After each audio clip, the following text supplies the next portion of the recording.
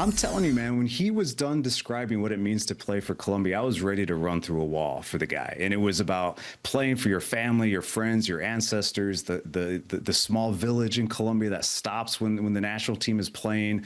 And it means everything to him. Welcome back to Morning Footy. Our latest World Cup spotlight shines on the South American nation of Colombia. The Cafeteros qualified for their 7th World Cup, returning to the big stage after missing out on the 2022 edition in Qatar.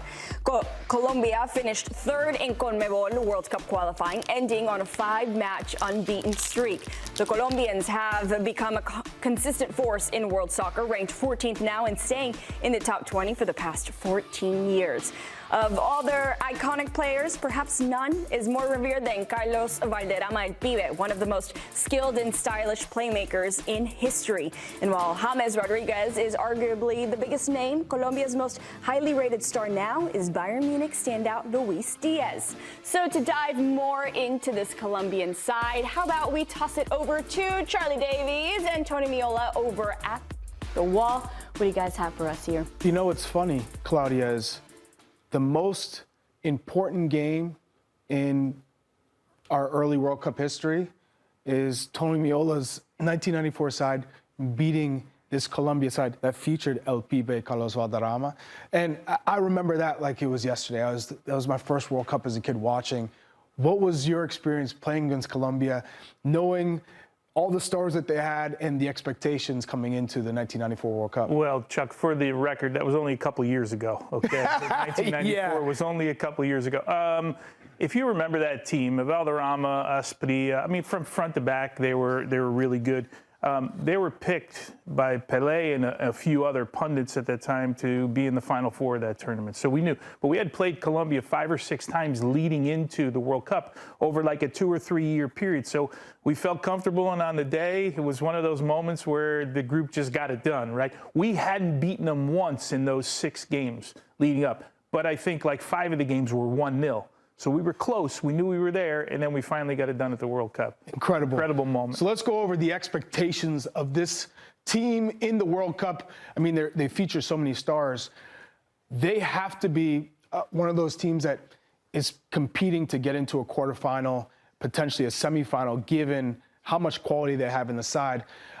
For me, you look at one key playmaker within the squad that typically their club form doesn't really resonate with teams that are making that type of run, and that's James Rodríguez, who's in the middle of the pitch, who had the most assists in CONMEBOL World Cup qualifying. Where do you see them in this World Cup? Yeah, look, I mean, they haven't, the quarterfinals in 2014, as you can see here, is the farthest that they've gotten. But you look at the quality of the team, and I think some of these results don't match up to the quality of the team, right? So you're looking at a group led by James Rodríguez. For whatever reason, when he puts that jersey on, he becomes a different James Rodríguez, right? Maybe they had his middle name in there, so I don't know what it is, but it just happens to be. Now, I think the schedule's favorable, right? They still have an opponent, Uzbekistan, and then the opponent will be determined here in the next couple of weeks.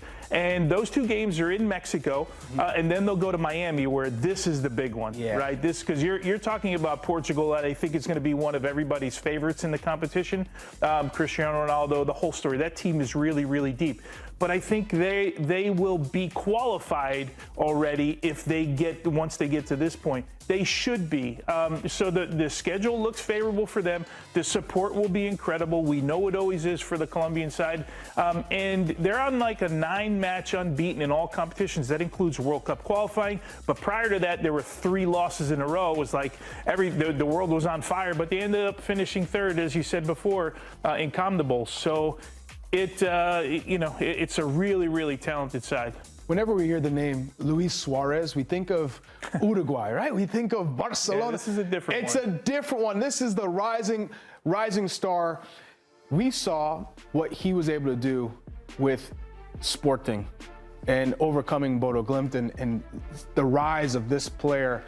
Where do you see him fitting in within this front 3 and his impact throughout the World Cup tournament? Yeah, he could be one of those stars of the World Cup, right? And obviously, as you mentioned, really good form at Sporting, right? Gets on the end of things. And every team that's successful at the World Cup outside of France in 2018 needs a number 9 that's scoring goals, right? Giroud didn't score a goal, but he did so many things for France back in 2018.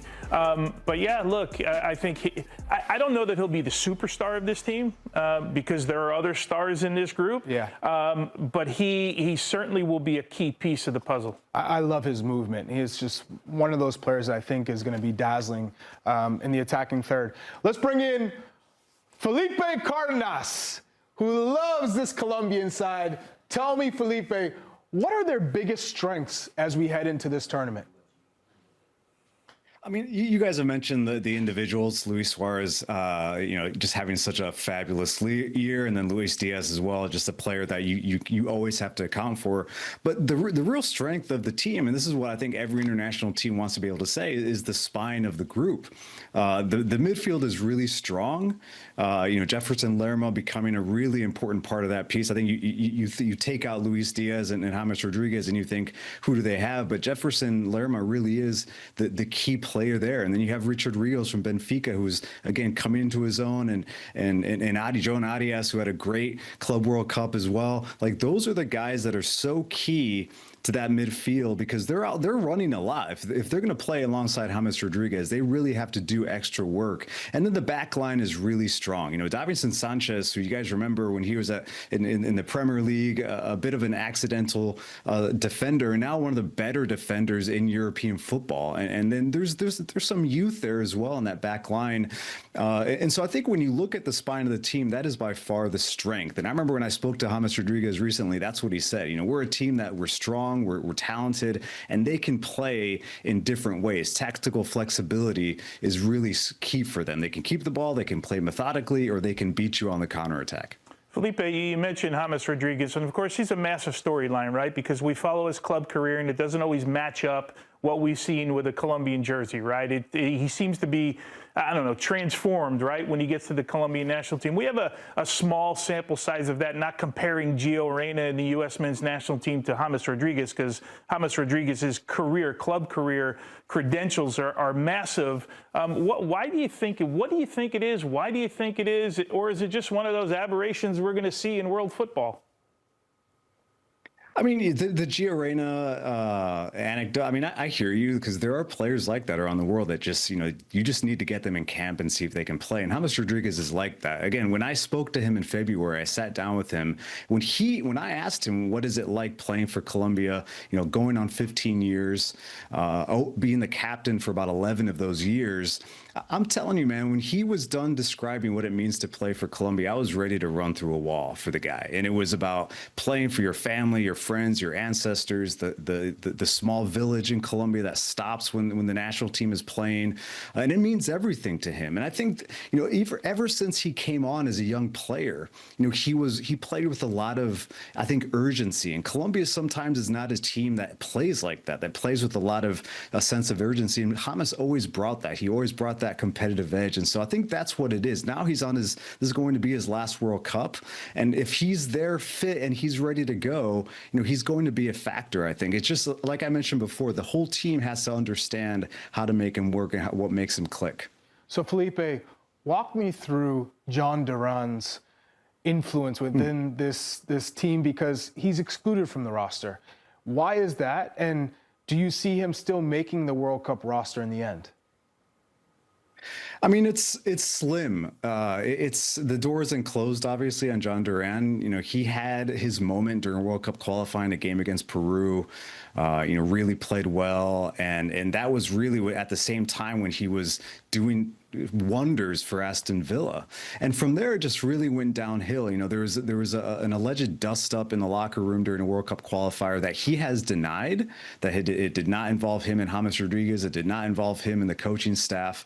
But ever since then, and he was sent home early from those 2 World Cup qualifiers during that window. Ever since then, he's been out of the squad. And very recently, he went on Instagram and sort of pled his innocence, because Carlos Valderrama went on a radio show and said he's not on the team because he fought with his teammates.